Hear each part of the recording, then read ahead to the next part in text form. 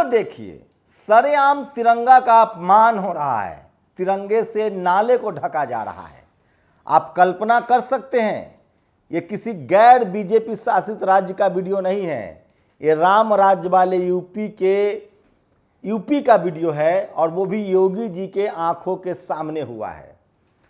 सोचिए तो, क्या प्रधानमंत्री जिन्होंने कहा था कि सब लोग अपना डीपी बनाएं, तिरंगे का सम्मान करें, क्या बीजेपी राज्यों में तिरंगे का अपमान हो रहा है? क्या आरएसएस प्रधानमंत्री की बात को नहीं मान रहा है? नमस्कार, मैं शंभू कुमार सिंह और आप देख रहे हैं नेशनल दस्तक। पहले सड़क के दोनों तरफ तिरंगा को देखिए। ये तिरंगा यूपी के आजमगढ़ का है, जहां योगी जी एक कार्यक्रम में शिरकत करने वाले थे। दोनों तरफ नाला था। सोचिए वो कौन होगा जिसके दिमाग में आया कि नाले को तिरंगा से ढक देते हैं।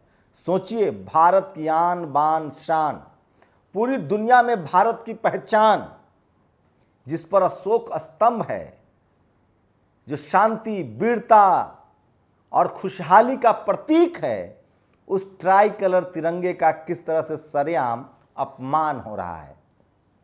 सोचिए, बीजेपी शासित राज्यों में इस तरह तिरंगे का अपमान हो रहा है। आप सोचिए, अगर ये किसी गैर बीजेपी शासित राज्य में होता तो बीजेपी ईंट से ईंट बजा देती, धरना प्रदर्शन चालू हो गया होता, देशद्रोही घोषित कर दिया होता।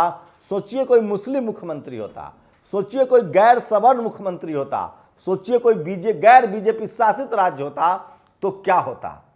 ईंट से ईंट बजा दिया जाता, लोग सड़कों पर निकल आते, राष्ट्रद्रोही, देशद्रोही घोषित कर दिया जाता।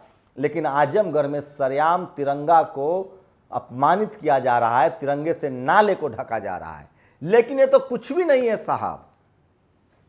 जो बीजेपी के प्रधानमंत्री तिरंगे के सम्मान की बात कह रहे हैं, वो संगठन जो अपने आप को राष्ट्रवादी कहता है, जो सबसे ज्यादा इस देश में मुसलमानों से नफरत करता है, जो एससी एसटी ओबीसी का आरक्षण खत्म करना चाहता है, जो जातिवाद को बनाए रखना चाहता है, आरएसएस के किसी भी नेता ने अब तक तिरंगा को अपना डीपी नहीं बनाया है, न आरएसएस बनाया है। सोचिए, मैं एक कहानी बता रहा हूं। आज़ादी के ठीक बाद, आज़ादी से पहले जो आरएसएस का इतिहास है वो किसी से छिपा हुआ नहीं है। मैं आज़ादी के बाद की बता रहा हूं, जब बाबा साहब और कॉन्स्टिट्यूएंट असेंबली ने तिरंगे को अडॉप्ट किया, जब संविधान लागू हो गया, उसके बाद भी आरएसएस का पहला प्यार भगवा है। आरएसएस का पहला प्यार उसका धर्म है, उसकी जाति है, संविधान नहीं है। सोचिए, देश से बड़ा कुछ हो सकता है क्या? भारत में हर धर्म, हर जाति, हर संप्रदाय के लोग रहते हैं, वो सिर्फ और सिर्फ भारतीय हैं। बाबा साहब क्या कहते थे? मैं सिर्फ और सिर्फ भारतीय हूँ, मैं पहले भारतीय हूँ और अंत में भारतीय हूँ, मैं सिर्फ और सिर्फ भारतीय हूँ। सोचिए, उस देश में कौन लोग हैं जो एक धर्म का देश चाहते हैं? वो कौन लोग हैं जो एक भाषा चाहते हैं? वो कौन लोग हैं जो भगवा, तिरंगा से ऊपर भगवा रखते हैं? वो कौन लोग हैं जो तिरंगा से ऊपर अपनी पार्टी का चिन्ह रखते हैं? ये तस्वीर वायरल हो रहा है सोशल मीडिया पर, जो बीजेपी दफ्तर का है। तिरंगा नीचे है, बीजेपी का झंडा ऊपर है। सोचिए, आरएसएस का किसी नेता ने अब तक डीपी नहीं बनाया है। आप कल्पना कर सकते हैं कि अगर ये कोई दूसरा किया होता। लेकिन इस देश की मीडिया को देखिए, टीवी अखबार वाले को देखिए कि नेहरू का डीपी, नेहरू हाथ में तिरंगा लिए हुए हैं, उस डीपी को लेकर प्रॉब्लम है, लेकिन आरएसएस तिरंगा नहीं फहराती है, उसको लेकर कोई दिक्कत नहीं है।